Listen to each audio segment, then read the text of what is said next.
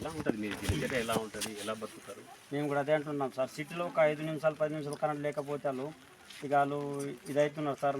మేమైతే ఇట్లా ఎండలో కానీ వర్షాకాలంలో కానీ కరెంట్ లేక ఉంటున్నాం సార్. ఇక ఏం చేద్దాం సార్, మా పరిస్థితి అంతే ఉన్నది. ఏమనుకున్నాం అట్లా ఏమేమి ఇబ్బందులు ఉంటాయి రాత్రిపూట? సరిగా రాత్రిపూట బాగా జంతువులు వస్తున్నాయి సార్, పాములు వస్తున్నాయి, తెలివి అవి బాగా వస్తున్నాయి సార్. కానీ ఉంటాం సార్, ఇక ఏం చేద్దాం సార్. ఇక కరెంట్ లేక మాకు ఫోన్లో కూడా ఛార్జింగ్ లేదు సార్, ఏం లేదు. ఇక లైట్ టార్చర్లో కూడా మేము ట్రైన్లో పోవాలంటే మాకు బ్యాటరీలకు కూడా ఛార్జింగ్ లేదు సార్.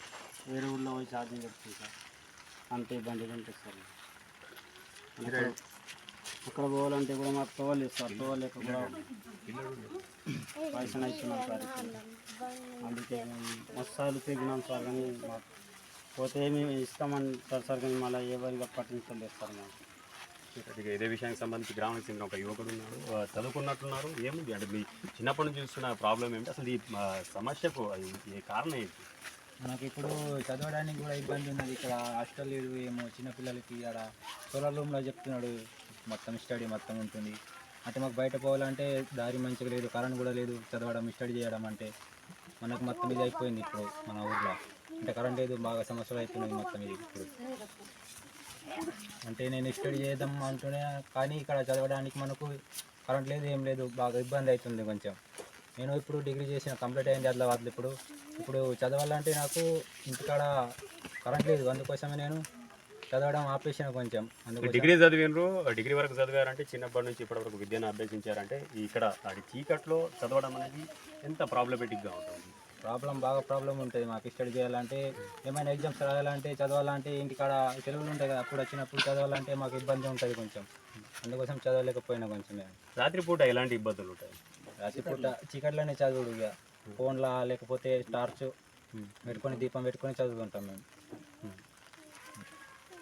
రైట్. ఇక ఇదే విషయానికి సంబంధించి స్థానికంగా తెలిసిన ఒక నాయకులు ఉన్నారు, చెప్పండి. అంటే ఎన్ని రోజుల నుంచి ఈ ఊరికి సమస్య ఉంది, ఏమంటున్నారు అధికారులు, ఏమంటున్నారు, అసలు ఈ సమస్యకు కారణం ఏంటి, ఏముంది పరిష్కారం అని కావాలంటే ఏముంటుంది మరి? దాదాపుగానంటే ఇది 1985లో భూమి కల్టివేషన్ అయింది సార్. అంటే ఒక 40 సంవత్సరాల క్రితం భూ కల్టివేషన్ అయింది.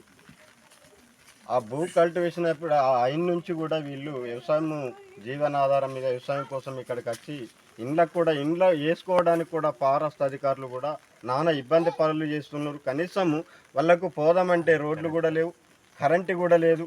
సో ఆ పిల్లలు చదువుకుందామంటే చదువుకు కూడా దూరం అవుతున్నారు సార్. ప్రభుత్వ అధికారులు కూడా రాజకీయ నాయకులు కూడా ఆహారభాటంగా చెప్పుకుంటున్నారు. కనీసము వాళ్ళు పిల్లలే రేపటి భవిష్యత్తు అని చెప్పి ప్రభుత్వ అధికారులు చెప్పుకున్నప్పటికీ కూడా మరి ఇక్కడ ఉన్నటువంటి కేంద్రంలో ఉన్నటువంటి నరేంద్ర మోడీ గారు కూడా భారతదేశంలో ఎక్కడా కూడా కరెంటు వెలుతురు లేనటువంటి గ్రామాలు లేవు అని చెప్పుకునడం జరిగింది. మరి ఇక్కడ ఉన్నటువంటి మారుమూల గిరిజన ప్రాంతాలలో అనేక గ్రామాలు, ఇది ఒకటే గ్రామం కాదు సార్, అనేక గ్రామాలలో కూడా విద్యుత్ వెలుతురు అన్నది లేదు.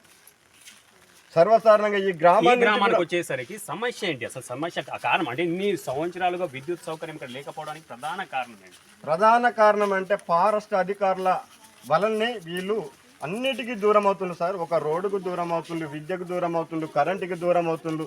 సో కనీసం ఇక్కడ ఉన్నటువంటి చెల్మే కొట్టుకొని చెల్మెల ఒక బావిని తవ్వుకొని నీరు తాగుతున్నటువంటి పరిస్థితి.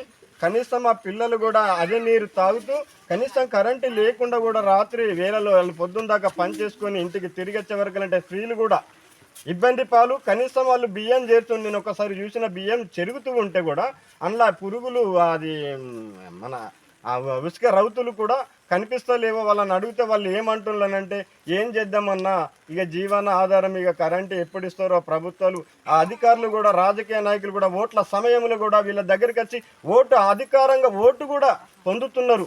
మేము ఇస్తాం, హామీస్తుండ్రు, కరెంట్ ఇస్తాం, ఇండ్లు ఇస్తాం, అన్ని రకాలుగా హామీలు ఇస్తుండే తప్ప హామీలు నెరవేరడం లేదు. మొన్న కూడా కాంగ్రెస్ ప్రభుత్వం కూడా ఆర్భాటంగా చెప్పింది అన్ని గ్రామాలకు తాగునీటి సౌకర్యం కానీ, గుడిసెల సౌకర్యం కానీ, ఇండ్ల సౌకర్యం కానీ, కరెంటు సౌకర్యం కానీ, వారికి ఉన్నటువంటి సమస్యలన్నీ కూడా తీర్స్తామని చెప్పి హామీ ఇచ్చింది. ఇప్పటిదాకా కూడా హామీ నెరవేరు. గ్రామంలో పరిష్కారం కావాలంటే, విద్యుత్ సమస్య పరిష్కారం కావాలంటే ఏం చేయాలి?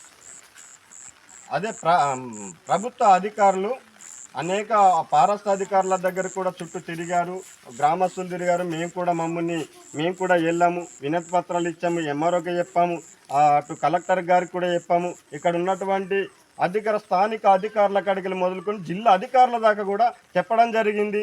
వాళ్ళు కూడా ఏమన్నారనంటే ఇక్కడ ఉన్నటువంటి అధికారులు ఫారెస్ట్ అధికారుల ద్వారా ఒత్తిడి అవుతుంది, ఫారెస్ట్ అధికారులు క్లియరింగ్ వాళ్ళు లెటర్ రాసిస్తే ఖచ్చితంగా మేము కరెంట్ ఆఫీసర్లు కూడా కరెంటు ఇస్తాము, ఇటు రోడ్ వేసేటువంటి అధికారులు కూడా ఖచ్చితంగా మేము రోడ్ వేస్తాము. ఇది అంటే పూర్తిగా అధికారులు సమన్వయం చేసుకుంటే అంటే ఇటు అటవీ అధికారులు